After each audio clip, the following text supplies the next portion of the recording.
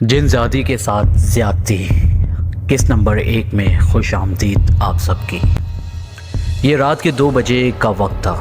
पूरे गांव में हर तरफ अंधेरा फैल चुका था और इस अंधेरे में 3 दोस्त गांव के खेतों में अपनी महफिल लगाए बैठे थे। वो तीनों लड़के रोशन, हमज़ा और इमरान काफ़ी पुराने दोस्त थे।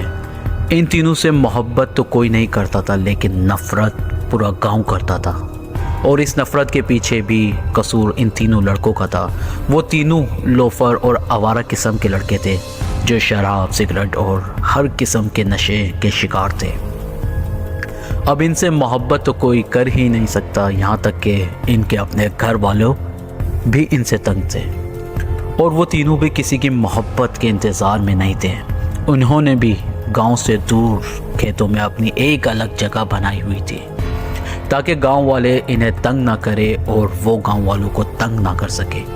रात को वो लड़के गांव के खेतों में बैठकर सारी रात नशा करते थे, लेकिन एक बार इनकी ज़िंदगी में एक ऐसी अजीब और गरीब रात आई कि इनकी ज़िंदगी ही बदल गई। ये उस रात की बात है जब वो तीनों दोस्त खेतों में बैठकर नशा कर रहे थे और नशे में गुम थे। इन्हें किसी का होश नहीं था। फिर अचानक खेतों में किसी लड़की की पाजेब की आवाज़ सुनाई दी। हमज़ा ने पाजेब की आवाज़ सुन ली और अपने दोस्तों से बोला, यार मैंने अभी अभी किसी लड़की की पाजेब की आवाज़ सुनी है। रोशन ने घूर कर हमज़ा को देखा और लापरवाही से कहा, तेरे कान बज रहे हैं, इतनी रात को यहाँ कौन लड़की हो सकती है खेतों में? ज़रूर तूने आज नशा ज़्यादा किया है। हमज़ा की बात पर रोशन और इमरान किसी ने यकीन नहीं किया और हमज़ा भी दोबारा सिगरेट पीने में मसरूफ़ हो गया, ये सोचकर शायद वाकई आज इसने नशा ज़्यादा कर लिया हो, इसलिए इसे ऐसी आवाज़ें सुनाई दे रही है। वो सब इस आवाज़ को नज़रअंदाज कर कर एक बार फिर सिगरेट पीने लगे। ठंडी ठंडी हवा चल रही थी, लेकिन इन सब के जिस्म जैसे लोहे के बने हुए, इन्हें कुछ महसूस ही नहीं हो रहा था। थोड़ी देर बाद लड़की की पाजेब की आवाज़ फिर से सुनाई दी। अब की बार वो आवाज़ तीनों दोस्तों ने सुन ली और सबके कान खड़े हो गए। सब हैरान होकर एक दूसरे को देखने लगे। हमज़ा फ़ौरन बोला, देखा, मैंने कहा था ना यहाँ किसी लड़की की पाजेब बज रही है, लेकिन मेरी बात कोई सुनता ही नहीं। इमरान ने हैरानगी से कहा, अबे यार, यहाँ सच में किसी पाजेब की आवाज़ आ रही है, लगता है कोई लड़की है यहाँ। वो तीनों दोस्त नशा छोड़कर खड़े हुए, लेकिन इतनी रात को यहाँ लड़की कौन हो सकती है?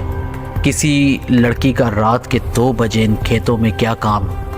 रोशन शैतानी मुस्कुराहट से बोला, ये तो इस लड़की को देखकर ही पता चलेगा वो यहाँ क्या कर रही है। वो तीनों चलते जा रहे थे और इधर उधर इस लड़की को ढूंढने लगे। वो अपने नशे का सामान वहीं छोड़कर अब सिर्फ पाजेब की आवाज़ वाली ढूंढ रहे थे। रात का वक्त था, हर तरफ खूब अंधेरा फैल चुका था और वो तीनों लड़के इस पाजेब की आवाज़ को सुनते हुए उस लड़की को तलाश कर रहे थे। फिर अचानक इन तीनों को एक दरख्त के पीछे बहुत ही खूबसूरत लड़की नज़र आई। वो सब हैरान होकर इस लड़की को देखने लगे। इतनी खूबसूरत लड़की वो अपनी ज़िंदगी में पहली बार देख रहे थे। जाने वो कौन थी और इतनी रात को खेतों में क्या कर रही थी। इन्होंने पहले तो कभी खेतों में कोई लड़की नहीं देखी थी। इमरान ने उस लड़की को देखकर हैरानी से कहा, ओ तेरी, ये लड़की कौन है और यहाँ क्या कर रही है? हमज़ा ने शतराना अंदाज से कहा, अबे जो भी हो, हमें इससे क्या, चलो इसके पास चलते हैं और इससे बातें करते हैं। बहुत ही धमाका लड़की है, ऐसी लड़की तो पूरी दुनिया में नहीं होगी। हमज़ा की बात पर वो तीनों उस लड़की के पास जाने लगे। वो लड़की अभी इन तीनों को देख चुकी थी और काफ़ी हैरान भी थी। वो तीनों इस लड़की के पास पहुंचकर बोले, कौन हैं आप और इतनी रात को यहाँ खेतों में क्या कर रही हैं? वो लड़की अव्वल तो इन तीनों को वहाँ देखकर ही काफ़ी डर रही थी और अब इनके सवाल से मज़ीद घबरा गई और घबराते हुए बोली, मैं चलती हूँ यहाँ से, रात बहुत हो गई है, वो लड़की इन तीनों को देखकर वहाँ से जाने लगी। जब इमरान ने रोशन को कोहनी मारकर कहा, अबे यार इतनी अच्छी लड़की मिल रही है, क्या इसे यूं ही जाने दोगे? इसे पकड़ो, आज की रात हम तीनों का दिल बहलाएगी। हमजा और रोशन इमरान की बात पर तेज़ी से भागे और इस लड़की के सामने जाकर खड़े हो गए। वो लड़की इस तरह अपना रास्ता रोके जाने पर हैरान हुई और गुस्से से बोली, रास्ता क्यों रोका है तुम लोगों ने मेरा? चलो हटो सामने से, जाने दो मुझे। इमरान गौर से उस लड़की के जिस्म का जायज़ा लेने लगा, फिर आवारगी से बोला, हट जाएंगे तो तुम्हारे रास्ते से भी इतनी भी क्या जल्दी है? ज़रा हमारे साथ चलो, हमें खुश कर दो, फिर जाने देंगे तुम्हें। उस लड़की ने नज़रें उठाकर घूरते हुए इन तीनों लड़कों को देखा और गुस्से से बोली, तुम लोग नहीं जानते मैं कौन हूँ। अगर तुम तीनों को पता चल जाए मैं कौन हूँ तो यहाँ खड़े रहने की हिम्मत नहीं कर पाओगे। जिनजादी के साथ ज़्यादती केस नंबर 4 में खुशामदीद आप सबकी। उस लड़की की बात पर वो तीनों हंसने लगे। फिर रोशन बोला, चलो अब नखरे ना करो और हमारे साथ चलो, आज की रात हमारे साथ गुजारो, फिर जहाँ जाना है चली जाना। अब ये ना कहना कि तुम शरीफ लड़की हो, क्योंकि कोई भी शरीफ लड़की इतनी रात को खेतों में नहीं घूमती। रोशन की बात सुनकर उस लड़की ने खा जाने वाली नज़रों से उसे देखा और चीख कर बोली, मरोगे तुम सब, जानते नहीं मेरे बारे में कि मैं कौन हूँ? मैं लड़की नहीं हूँ, मैं एक जिनजादी हूँ। उस लड़की की बात पर तीनों दोस्त फिर ज़ोर ज़ोर से हंसने लगे और उस लड़की का मजाक उड़ाते हुए इमरान बोला, अच्छा तो तुम जिनजादी हो, अच्छा तरीका है ख़ुद को बचाने का, लेकिन याद रखो आज हम किसी कीमत पर तुझे छोड़ने वाले नहीं हैं। वो लड़की इमरान की बात सुनकर मज़ीद गुस्से में आ गई और उसने एक ज़ोरदार थप्पड़ इमरान के मुंह पर मारते हुए कहा, मैंने कहा ना मैं इंसान नहीं हूँ, समझ नहीं आ रही तुम लोगों को? जाने दो मुझे, देर हो रही है, हटो मेरे सामने से। इमरान एक थप्पड़ खाकर आंख भगोला हो गया और उसने लड़की को एक धक्का दिया जिससे वो खेतों में जा गिरी। रोशन और हमज़ा ने इस लड़की को बाजू से पकड़ लिया और इमरान अपने कपड़े उतारने लगा। वो लड़की ज़ोर ज़ोर से चीख रही थी, लेकिन रोशन और हमज़ा उसे काबू किए हुए इमरान आगे बढ़ता जा रहा था। शैतानी मुस्कुराहट उसके चेहरे पर थी, जबकि उस लड़की की आंखों में खौफ फैल चुका था। रोशन और ज़मान ने मजबूती से उस लड़की को अपने काबू में किया हुआ था और ज़मान ने लड़की के मुंह पर हाथ रखकर उसका मुंह बंद कर दिया, क्योंकि लड़की ज़ोर ज़ोर से चिल्ला रही थी, मुझे जाने दो, मुझे जाने दो। इमरान डर भी रहा था कि कहीं कोई आ ना जाए, क्योंकि पहले भी वो चंद ऐसे वाक़यात में पकड़ा गया था। लड़की अब भी चीख रही थी, वो कोशिश कर रही थी कि किसी न किसी तरीके से इस जंगल से निकल जाए, लेकिन रोशन और ज़मान की गिरफ्त बहुत मजबूत थी और रोशन का एक हाथ उसके बालों पर था, जिससे वो आहिस्ता आहिस्ता मजदम पड़ती जा रही थी।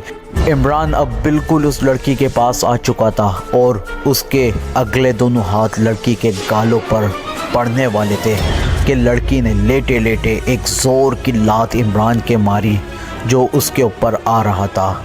लात इमरान को बहुत ज़ोर से लगी। दर्द की शिद्दत से इमरान लूट-पुट होने लगा। इधर रोशन और ज़मान अपने साथी की तरफ लपके और लड़की को छोड़ दिया, जिससे लड़की को मौका मिल गया। लड़की को मौका मिला उठ के भागने का, लेकिन लड़की में हिम्मत जैसे ख़त्म हो चुकी थी। उसकी आंखों में अंधेरा छा चुका था।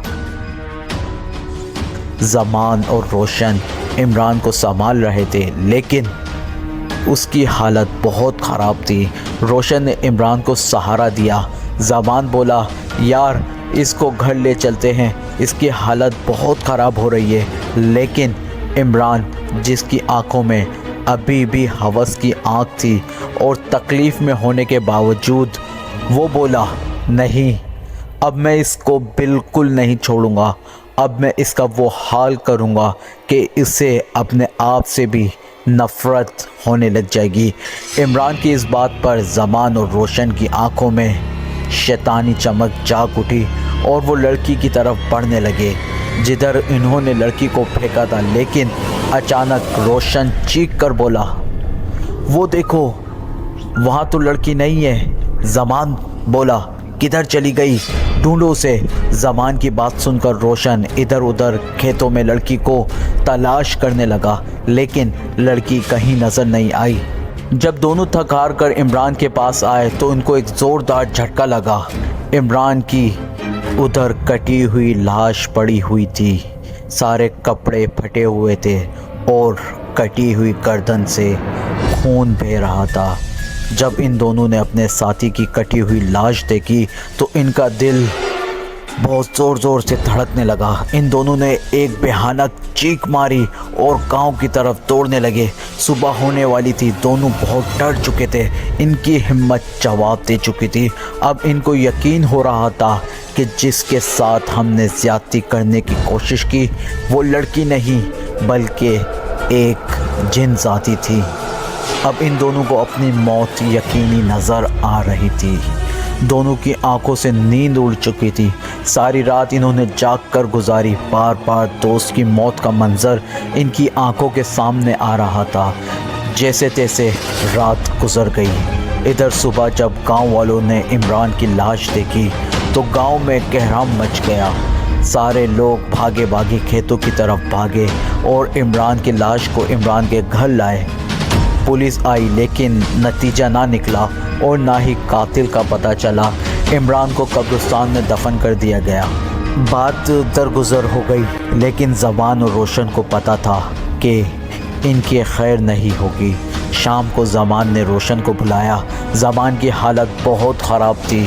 इधर रोशन भी बीमार हो चुका था क्योंकि दोनों ने सारी रात नींद नहीं की थी। डर और खौफ की वजह से ज़मान बोला, क्यों ना हम सारी स्टोरी घर वालों को बता दें। रोशन बोला, पागल हो गए हो, मरवाना चाहते हो? तुम्हें पता है केस पुलिस के पास पहुंच चुका है। शुक्र है कि हम भाग निकले इमरान की लाश को छोड़कर। सोचो अगर हम इमरान की लाश को गांव ले जाते तो सबका शक हम पर जाता और हम बेगुनाह फंस जाते। ज़बान बोला, हाँ यार बात तो सही कह रहा है। मैं तो पहले ही कह रहा था कि चलो चले, लेकिन इमरान नहीं मान रहा था। अब देखो वो अपनी गलती में खुद मारा गया। क्यों ना हम एक काम करें? रोशन बोला, कौन सा? तो ज़मान बोला, क्यों ना हम थानेदार को सारी स्टोरी बता दें जो हमारे साथ कल रात पेश आई। लेकिन रोशन बोला, क्या थानेदार हमारी बात मानेगा?